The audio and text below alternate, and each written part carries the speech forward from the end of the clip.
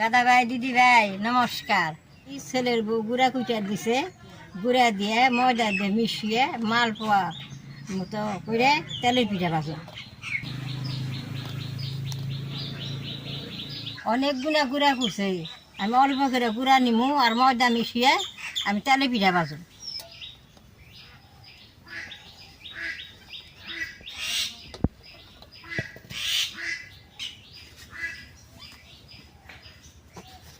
ময়দা রাত দিলে পিঠা নরম হয়। আমার তো দাঁত নাই, আমি খালি গুড়ারটা খাইতে পারি না। গুড়াটা দেওয়ার আগে চিনি জলটা ভিজিয়ে নিব।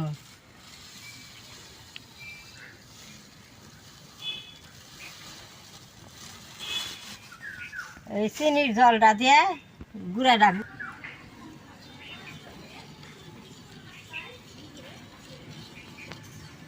চিনির জলটা দিয়ে গুঁড়াটা গুড়লে ময়দাটা আর গুঁড়াটা বেশ সুন্দর হয়।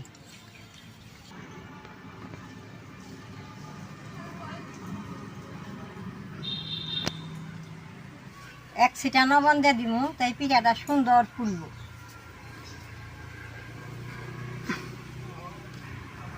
তেলে পিঠার গোলাটা চিনির জলটা দিয়ে গুলে নেব।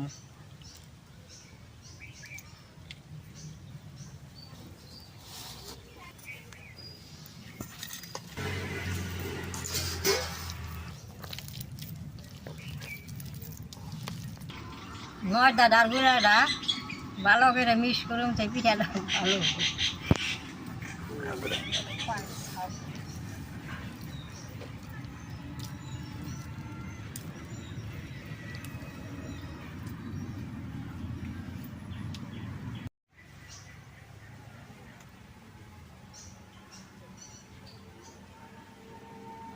তেলে পিঠার গুলাটা এরকম করে গুলন লাগে, পাতলাও না বারও না, এরকম করে গুললে বাদে পিঠাটা সুন্দর হয়।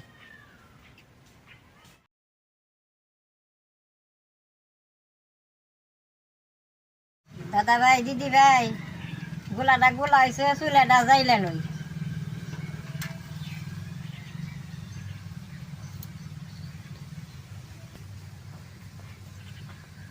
ধুই নেই,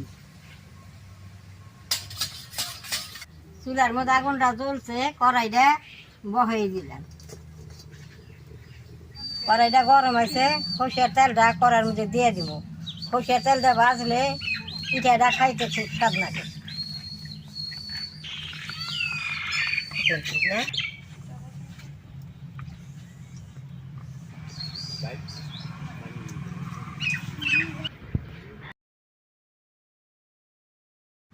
তেলটা গরম হয়েছে, গোলাটা এখন দিয়ে দিব।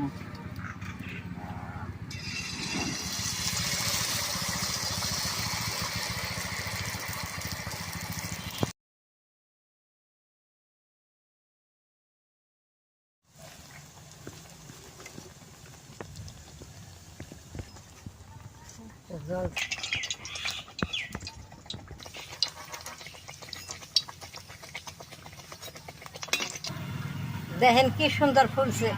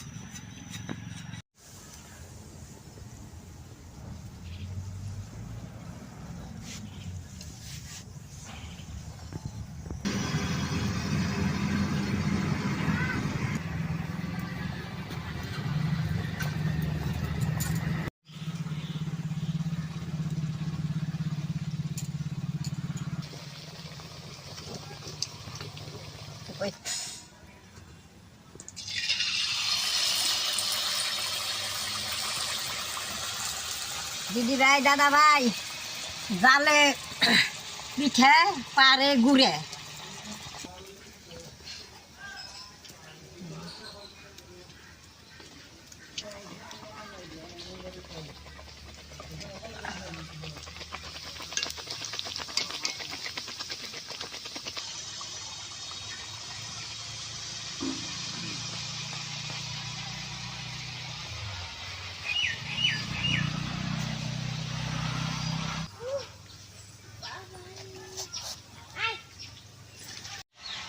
কাঠি রাখুন না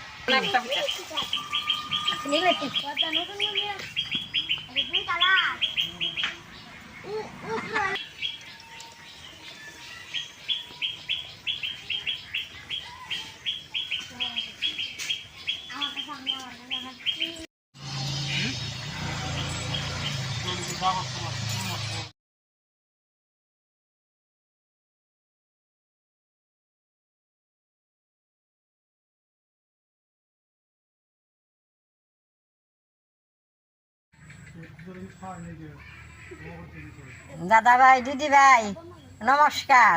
এই যে তেলের পিঠাটা ভাজছি নরম নরম, আমি এখন দুইটা খাইয়া দেখি। গরম দিচ্ছি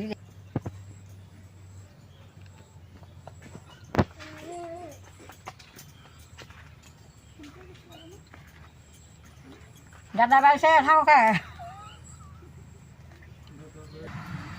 দাদা ভাই দিদি ভাই আমার মতো বুড়া মানুষ এরকম পিঠা খাইলে বাদে এরকম করে বানিয়ে খাই। নরম নরম সুন্দর হয়েছে, মিঠা হয়েছে।